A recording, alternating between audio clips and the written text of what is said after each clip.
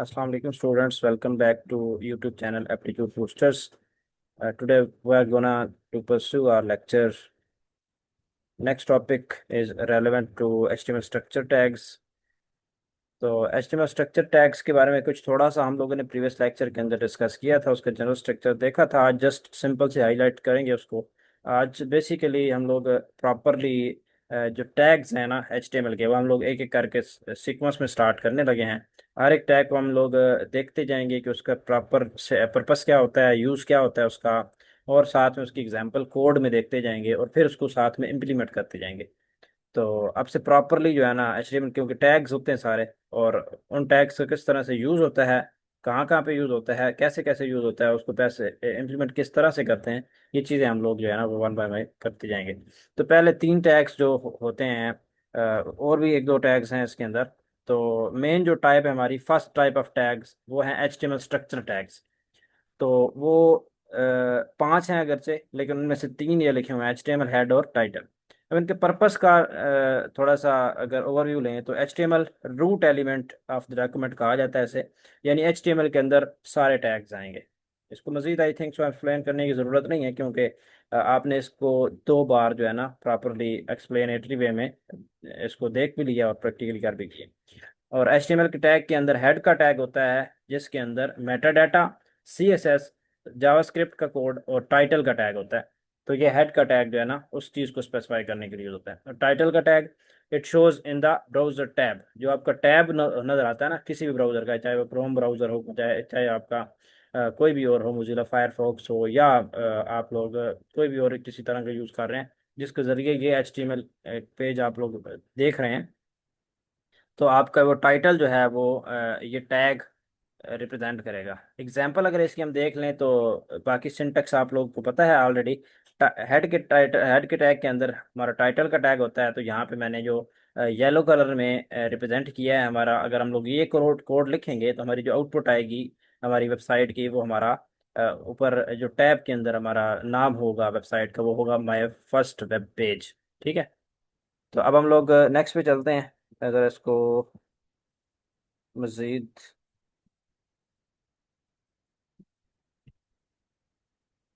थोड़ा सा बड़ा कर लेता हूँ, अब आई थिंक सो विजिबल ज़्यादा क्लियरली होगा। ओके जी। नेक्स्ट अब मेटा टैग है। मेटा का टैग जो है ये भी एक HTML स्ट्रक्चर टैग है। ये बेसिकली मेटा जो है, अगर आप उसको बाय वर्ड डिफाइन करें तो उसको हम लोग, Meta is basically data about data. ठीक है। इसको हम शॉर्ट फॉर्म में कहते हैं। ये डेटाबेस के अंदर इसकी डेफिनेशन यूज होती है। यहाँ पे जो डाटा है, ये जो मेटा टैग है, ये बताएगा कि आप जो यानी कि टैग्स जो जो यूज कर रहे हैं, वो हेड का टैग इसके अंदर आ जाएगा, स्क्रिप्ट का टैग इसके अंदर आ जाएगा, टाइटल का टैग इसके अंदर आ जाएगा। और मजीद इस तरह से यानी कि हेड के टैग के अंदर ये यूज करते हैं हम लोग। तो मेटा का टैग बेसिकली एक सब टैग है हेड के टैग के अंदर। तो जैसे पहले पॉइंट में लिखा हुआ है कि it is used with in the head tag. और ये मेटा डाटा जो है स्टोर करता है मेटा डाटा, लेकिन ये विजिबल नहीं होता यूजर को। यानी जिस तरह कोई भी टैग हम लिख रहे हैं, जैसे टाइटल का था या हमारे पास हेड का था, या जिस तरह बॉडी के अंदर कुछ टैग्स थे, तो जिस तरह वो विजिबल थे, इस तरह ये वाला विजिबल नहीं होता। ये विजिबल तो नहीं होता अगरचे, लेकिन ये हमें इसके जो कॉमन यूजेस हैं वो इनकोडिंग के अंदर, मोबाइल व्यू के अंदर और SEO के अंदर हैं। हमारी जो मेटा टैग जितने अच्छे होंगे हमारे, कौन कौन सी चीज़ अच्छी होंगी वो आगे एग्जांपल में देखते हैं। जितना हमारा अच्छा मेटा का टैग होगा, जितने अच्छे उसके अंदर एट्रीब्यूट्स होंगे, फीचर्स होंगे, करेक्टरिस्टिक्स होंगे, उतना ही अच्छा हमारा जो है ना वो हमारा वेब पेज का रैंक होगा, हमारा उसकी रैंकिंग अप होगी, और वो ज़्यादा अप आएगी हमारी वेबसाइट। तो मेटा का टैग जो है, मेटा का टैग बेसिकली आपकी वेबसाइट की SEO करने के लिए, यानी सर्च इंजन ऑप्टिमाइजेशन करने के लिए, ताकि उस कैटेगरी से रेलिवेंट आपकी जो वेबसाइट है आपके उस ब्राउज़र पे सबसे ऊपर नज़र आए। कहीं पे भी अगर आप सर्च करते हैं तो उस पर्पस के लिए हम लोग इस चीज़ को यूज़ करते हैं। अब एग्जाम्पल की तरफ अगर मूव करें तो यहाँ पे मेटा के टैग के अंदर सबसे पहले कैर सेट UTF-8 लिखा गया है। ये बेसिकली करेक्टर सेट को शो करता है कि आपके जो जितने भी यहाँ पे डाटा यूज़ किया जाएगा वो किस तरह का होगा। तो ये UTF-8 होता है, UTF-16 होता है, UTF-32 होता है। उसमें से हम UTF-8 को यूज़ कर रहे हैं। तो ये एक करेक्टर सेट है, यानी किस तरह के करेक्टर्स यानी अल्फ़ाबेट्स, डिजिट्स वगैरह हम यूज अपनी वेबसाइट के अंदर यूज़ करेंगे। तो ये उससे रेलेवेंट है। इस तरह नीचे हमारे पास मेटा का टैग है, तो दूसरे मेटा के टैग के अंदर हमारा एट्रीब्यूट है name is equal to viewport, content is equal to width equal to device width, और इनिशियल स्केल 1.0 है। ये मैं पहले बता चुका हूँ कि ये बेसिकली इस टैग के अंदर वो बता रहा है कि आपके अपने जो डिस्प्ले करने के लिए प्रॉपरली अपने जिस कोई भी डिवाइस होगा तो उसके अंदर प्रॉपरली उसको व्यू करने के लिए हम लोग ये दो एट्रीब्यूट्स यूज करते हैं, नेम का और कंटेंट का।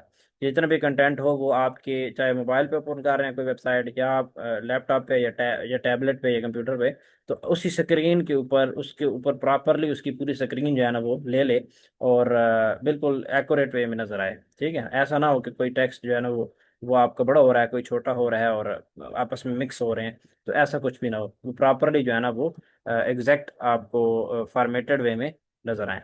तीसरा टैग होता है हमारा मेटा का, जिसके अंदर हम लोग नेम के अंदर डिस्क्रिप्शन लिखते हैं। यानी यहाँ पे हम लोग ये डिफाइन कर सकते हैं, जैसे मैंने एसईओ का बताया, तो यहाँ पे हम लोग बेसिकली डिफाइन कर सकते हैं कि आपकी ये जो कैटेगरी है किस चीज़ की, आपकी वेबसाइट किस चीज़ की है। तो बेसिकली हम लोग यहाँ पे एचटीएमएल की बेसिक चीज़ें कर रहे हैं, तो ये इसमें हम लोग डिस्क्राइब कर सकते हैं। तो नेम इक्वल टू डिस्क्रिप्शन के अंदर हम लोग आगे कंटेंट में बता सकते हैं कि ये बेस्ट एचटीएमएल ट्यूटोरियल है बेसिकली।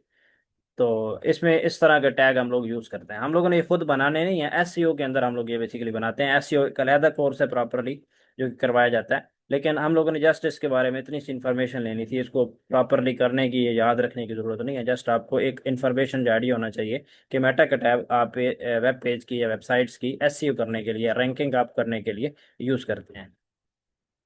नेक्स्ट टैग हमारे पास मॉडी का टैग है, इसको तो एक्सप्लेन करने की जरूरत नहीं है।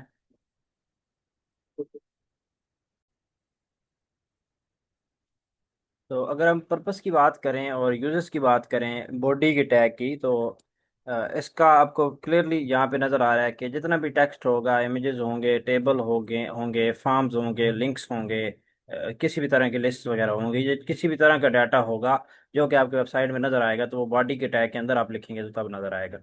और दूसरी बात यह है कि web browser displays it on the screen as per the format provided. जिस तरीके से आप लोग उसको जिस अरेंजमेंट में जिस सीक्वेंस में लिखेंगे, यानी उसी तरीके से वो आपको नजर आएगा। अगर आपको उसको सिंपल टेक्स्ट में लिखना है तो सिंपल टेक्स्ट में नजर आएगा, अगर आप उसको हेडर फॉर्म में लिखना है तो हेडर में नजर आएगा, यानी हेडिंग बनाना है तो हेडिंग बन जाएगी, वो पैराग्राफ बना रहे हैं तो पैराग्राफ बन जाएगा, अगर आप उसको सेंटर में लिख रहे हैं कहीं में पेज के तो सेंटर में चला जाएगा वो। इस तरह अगर आप उसको बोल्ड कर रहे हैं तो बोल्ड हो जाएगा वो, अगर आप उसको अंडरलाइन कर रहे हैं तो वो अंडरलाइन हो जाएगा। तो जिस तरह से आप उसको यानी उसके ऊपर जो टैग अप्लाई करेंगे उसी तरह से वो आपको बॉडी के अंदर नजर आ जाएगा। राइट साइड पे अगर एग्जांपल देखें तो बॉडी का टैग है, उसके अंदर आपके पास हेडर H1 का टैग है और पैराग्राफ का एक टैग है। इसको मजीद हम एक्सप्लेन करेंगे कि ये किस तरह के टैग होते हैं। तो बॉडी के टैग के अंदर ये दो टैग्स रिप्रेजेंट करेंगे। H1 हेडिंग को रिप्रेजेंट करेगा, आपको ये जो वेलकम टू HTML ये कैपिटल में यानी बिल्कुल यानी बड़ा करके नजर आएगा, और पैराग्राफ यानी थोड़ा सा नॉर्मल साइज के अंदर नजर आएगा। तो इसको हम प्रैक्टिस कर लेते हैं ज़रा एक बार। ठीक है, मैं यहाँ पे एक न्यू फाइल बना लेता हूँ इसके लिए, और चूंकि एक तरतीब से हम लोगों ने मल्टीपल प्रोग्राम्स बनाने हैं तो मैं इसके लिए वन डैश स्ट्रक्चरल टैग्स लिख लेता हूँ, स्ट्रक्चरल टैग्स डॉट HTML। ठीक है, इस नाम से बना रहा हूँ, और शिफ्ट के साथ मैं वन प्रेस करूंगा तो मैं वो बॉयलर प्लेट लगा सकता हूँ। यहाँ पे मैं ऊपर लिख दूंगा वन और स्ट्रक्चरल टैग्स, ताकि वो हमारा जो एक सीक्वेंस हो इस ट्यूटोरियल्स का वो हमें इजीली समझ आए। तो यहाँ पे बाकी चीज़ें यानी जो हम लोगों ने समझ ली, HTML का टैग ये है, उसके बाद हेड का टैग है, हेड के टैग के बाद हमारा बॉडी का टैग है, हेड के टैग के अंदर मेटा का टैग, ये दो जो बने हुए हैं, और टाइटल का टैग। ये सारी चीज़ें हम लोगों ने जो देखी हैं ये सारी की सारी हमारी HTML के स्ट्रक्चर टैग्स कहलाते हैं, स्ट्रक्चरल HTML टैग्स। तो इसके अंदर दो चीज़ें पुट की गई हैं, हम लोग इनको देख लेते हैं। अच्छा, एक और चीज़ थोड़ी सी समझ लें शॉर्टकट की के हवाले से, है कि यहाँ पे ना थोड़ा सा ये फार्मेश जो फार्मेट है ना वो प्रॉपरली आपको नज़र नहीं आ रहा होगा। तो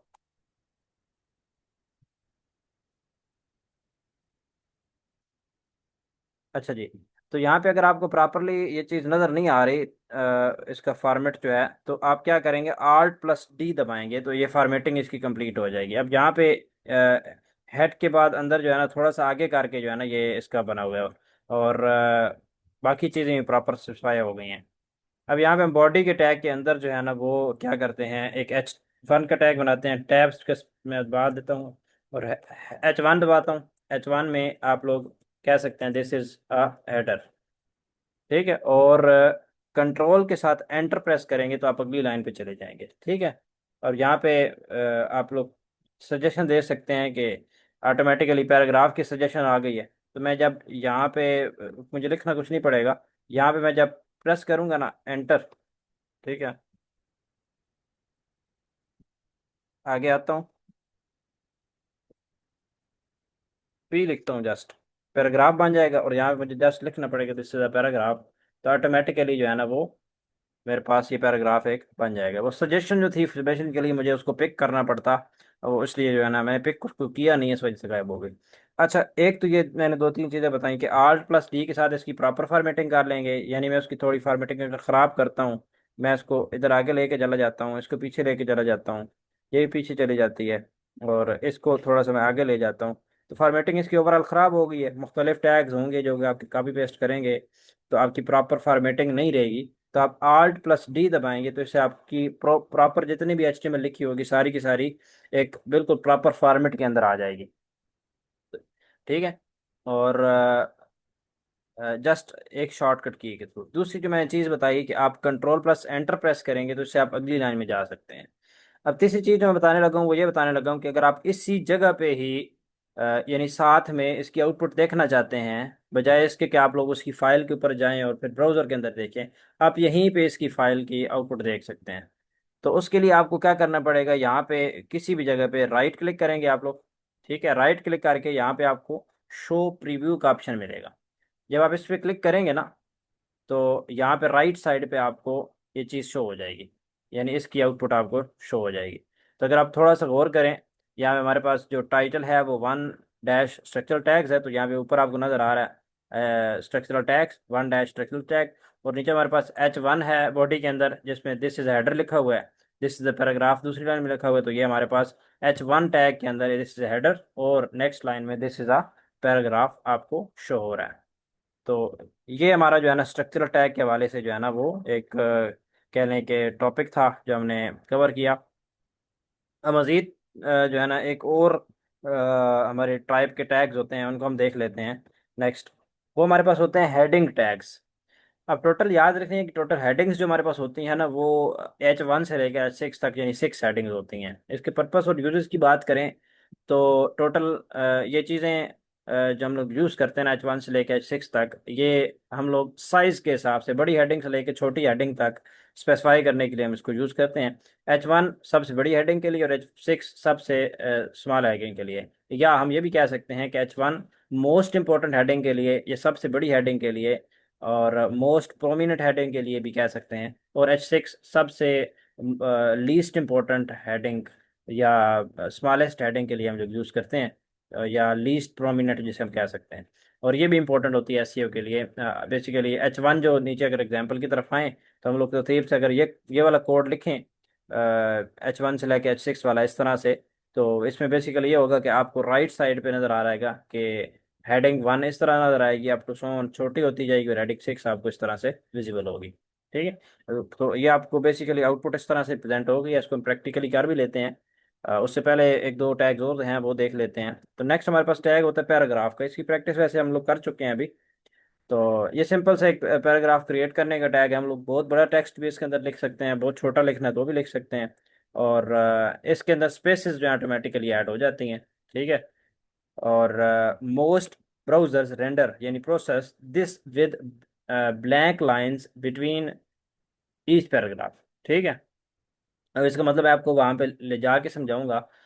लेकिन इसके साथ एक दो और टैग्स हैं छोटे छोटे जो कि अगरचे ये वाले तो पेयर दोनों टैग्स जो थे H1 वाला, H1 से लेके H6 वाला, और P टैग यानी पैराग्राफ टैग, ये पेयर टैग थे।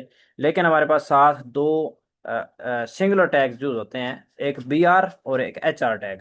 ठीक है, तो ये जो दोनों टैग्स हैं, BR टैग पर्पस और यूज के अंदर देखें तो ये लाइन ब्रेक के लिए होता है, यानी कि आपका जो कर्सर होगा, कर्सर कंट्रोल होगा, वो आपकी नेक्स्ट लाइन पे चला जाएगा जहां पे भी आप इसको BR को लिखेंगे। और इस तरह HR अगर लिखेंगे आप लोग तो आपकी एक हॉरिजेंटल लाइन जो है ना, हॉरिजेंटल ग्राफिकल लाइन जो है ना, वो एक पेज के क्रॉस बन जाएगी। पेज पे एक बिल्कुल हॉरिजेंटल लाइन आपकी लग जाएगी अगर आप लोग इसको HR2 टाइप करेंगे। तो ये जो दो टैग्स हैं, ये भी मोस्ट इंपॉर्टेंटली बार बार यूज होते हैं, और ये दोनों के दोनों सिंगुलर टैग्स हैं, यानी इनका स्टार्टिंग टैग होता है, एंड टैग इसका नहीं होता।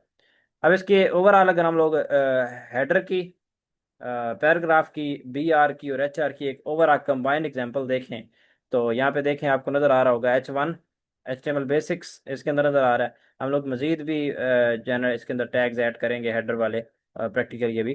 पैराग्राफ के अंदर आप जस्ट नज़र आ रहा है इंट्रो पैराग्राफ, तो ये विजिबल होगा। अगर आप HR यूज़ करेंगे तो आपको इस जगह पे एक लाइन नज़र आ जाएगी। H2 में डिटेल्स में आ जाएंगे, ठीक है। यानी आपको थोड़ा सा HTML बेसिक्स जो है वो बड़ा ज़्यादा बड़ा नज़र आएगा, और डिटेल्स अगर देखें तो वो छोटा नज़र आएगा थोड़ा as compare to HTML basics. और फिर उसके अंदर एक पैराग्राफ का टैग है, अनदर अनदर पैराग्राफ, और उसके साथ लिखा हुआ है BR का टैग। तो इसका मतलब है कि अनदर पैराग्राफ और अगली लाइन पे आपको विदा ब्रेक नज़र आएगा। तो कुछ ना कुछ आपको यहाँ पे समझ आ गया होगा। हम लोग इसको प्रैक्टिकली करते हैं ताकि ज़्यादा अच्छी तरीके से समझ आए। तो यहाँ पे हम लोग एक न्यू फाइल बना लेते हैं, ठीक है, जिसमें हम लोग लिख लेते हैं हेडर कॉमा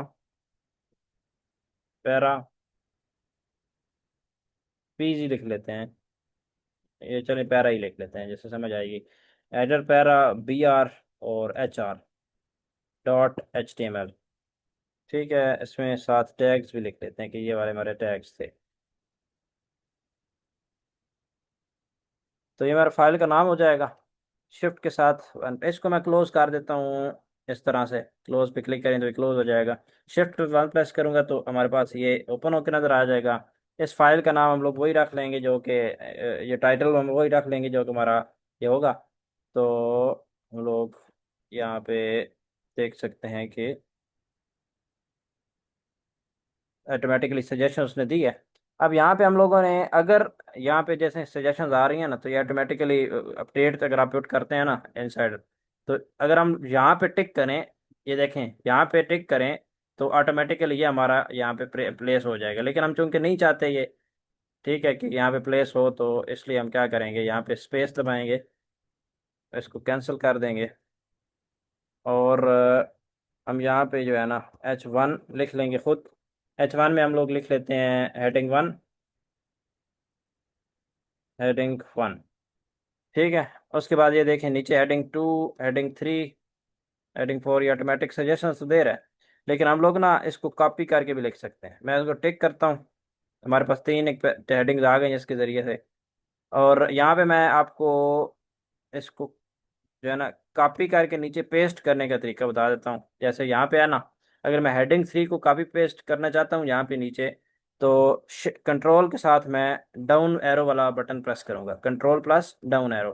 तो इससे मेरे नीचे जो है ना वो एक हेडर 3 दोबारा बन जाएगी। दोबारा मैंने H3 को करना है तो कंट्रोल के साथ दोबारा कंट्रोल+डाउन एरो प्रेस करूंगा, तो उससे मेरी मजीद दोबारा कॉपी हो जाएगी। अगेन प्रेस करूंगा तो मेरे पास ये जो है ना टोटल हमारे पास कितनी बन गई हैं, 6 हेडिंग बन गए। अब यहाँ पे मैं फिलहाल तो करता हूँ यानी खुद ही यहाँ पे H4 करूँगा, यहाँ पे 4 कर दूंगा, और यहाँ पे भी 4 हो जाएगी। इसी तरह यहाँ पे मैं 4 लिख लेता हूँ खुद ही, यहाँ 5 लिख लेते हैं, या 6।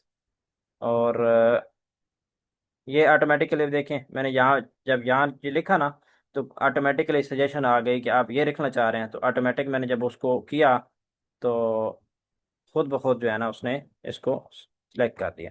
अच्छा, फिलहाल हम इसको देख लेते हैं रन करके। हम लोग राइट क्लिक करेंगे और यहाँ पे शो प्रीव्यू पे आएंगे, तो हमारे पास ये देखें 6 हेडिंग्स। आप साइज इनका देख सकते हैं, ये सबसे बड़ी हेडिंग होती है हेडिंग 1। उसके ऊपर आप लोग टाइटल भी देख सकते हैं, वही है जो फाइल का नाम है। हेडिंग 2 थोड़ी उससे छोटी होती है, यानी हम लोग टाइटल अगर लिखना चाहें या हेडिंग लिखना चाहें तो उसके लिए ये यूज़ करेंगे। अगर हम लोग सब हेडिंग देना चाहें तो H2 यूज़ करेंगे। अगर हम लोग किसी सेक्शन की हेडिंग देना चाहें तो हम ये यूज़ करेंगे। अगर सब सेक्शन की हेडिंग देना चाहें तो ये यूज़ करेंगे। और उसके बाद हम लोग सेकंड स्मॉलेस्ट हेडिंग और लीस्ट स्मॉलेस्ट हेडिंग यूज़ करना चाहें तो हम लोग ये वाली हेडिंग यूज़ करेंगे। अब हम आ जाते हैं नेक्स्ट। हमारे पास पैराग्राफ का टैग था, और ये था, ये देखें, दिस इज पैराग्राफ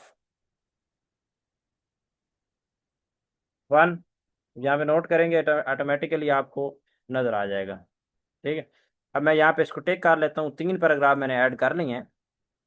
अब अगर मैं ऐसा करता हूँ कि थोड़ा सा गौर करें कि पैराग्राफ के टैग को ना मैं पीछे लेके आता हूँ, ये देखें, यानी उसी लाइन में मैंने दूसरा टैग लिखा है, तो ये फिर भी उसी लाइन, ये अलग अलग लाइन पे आपको यहाँ पे रिप्रेजेंट हो रहा है। तो इसका मतलब ये है कि हम लोग अगर टैग्स जो है ना, वो जो उसने आखिरी लाइन लिखी थी कि ऑटोमेटिकली वो लाइन को, यहाँ पे देखें कि ये जो पैराग्राफ का टैग है, ऐड स्पेसेस ऑटोमेटिकली, सही है। यानी आप लोग यहाँ पे जब पेज के दरमियान ये पैराग्राफ टैग इकट्ठे भी यूज़ कर लेंगे, तीनों के तीनों, यहाँ पे अगर इसको हाइड कर लूँ मैं और आपको मुकम्मल दिखाऊं, अगर मैं तीनों पैराग्राफ्स को इकट्ठा लिख लूँ इस तरह से, तो फिर भी आपको अलग अलग नज़र आएंगे। ठीक है। लेकिन मैं चले अलग अलग लिख लेता हूँ इनको। अब मैं ये चाहता हूँ कि मेरे पास ये जो तीनों लाइनें हैं ना, यानी एक ही टैग के अंदर मैं लिखूँ दिस इज पैराग्राफ 1, फिर इसी के अंदर मैं लिखूँ पैराग्राफ 2,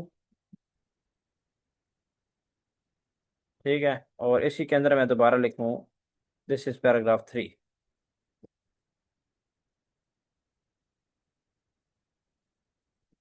मैंने तीनों लाइनें जो है ना इकट्ठी एक ही जगह पे लिख दी हैं। ठीक है। थोड़ा सा शायद इशू गोश आपको देखने में, थोड़ा सा इसके बाद मैं स्लाइड कर लेता हूँ, अब शायद इजीली होगा आपके लिए विजिबल।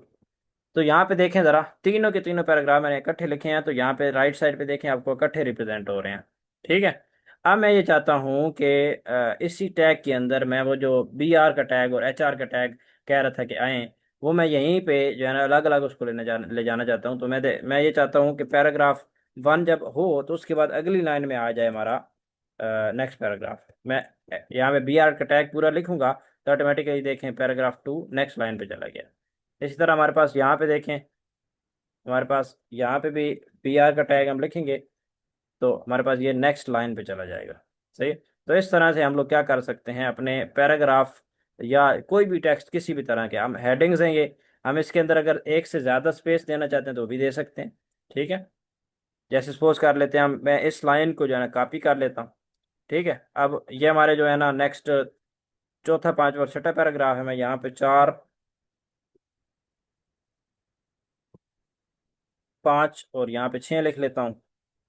और अब मैं ये चाहता हूँ कि ये चलो अलग अलग लाइन पे आ रहे हैं, लेकिन मैं यहाँ पे इस लाइन पे क्या करता हूँ, एक यानी दरमियान में लाइन लगाता हूँ। तो मैं HR जब लिखूंगा ना, तो यहाँ पे देखें ज़रा दरमियान में एक लाइन लग गई है। ठीक है। तो ये एक फंक्शनैलिटी है, हम लोग किसी भी तरह का टैग जब यूज़ करते हैं तो ऑटोमेटिकली वो इस तरह से अप्लाई हो जाता है और यहाँ पे मैं उसका रिजल्ट नज़र आता है। अब जितनी बार भी ये देखें, HR को मैं अगर यहाँ से रिमूव करेंगे तो वो लाइन ख़त्म हो जाएगी। दोबारा HR को मैं लिखूंगा और HR लिखने के बाद एंटर दबाना है तो आपका वो कंप्लीट होगा। अगर मैं दोबारा यहाँ पे HR नेक्स्ट लाइन पे दबाऊंगा तो 2 लाइनें आ जाएंगी। यहाँ पे मैं अगर सपोज कर लें कि हेडर 1 जैसे लिखा हुआ है, हम लोग स्पेसिस बना, लाइन नंबर ऑफ लाइंस बनाना चाहें, तो हम लोग यहाँ पे BR जब लिखेंगे तो यहाँ पे देखें हेडिंग 1 के बाद एक और लाइन ऐड हो गई है।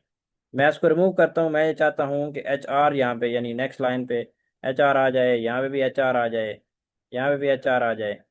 तो आपकी हर लाइन देखें, हर हेडिंग के बाद एक एक लाइन आ रही है। और जो चीज़ भी आप करते जाएंगे ये सजेशन होती है, ऑटोमेटिकली एक्सटेंशन इंस्टॉल्ड है इसके अंदर।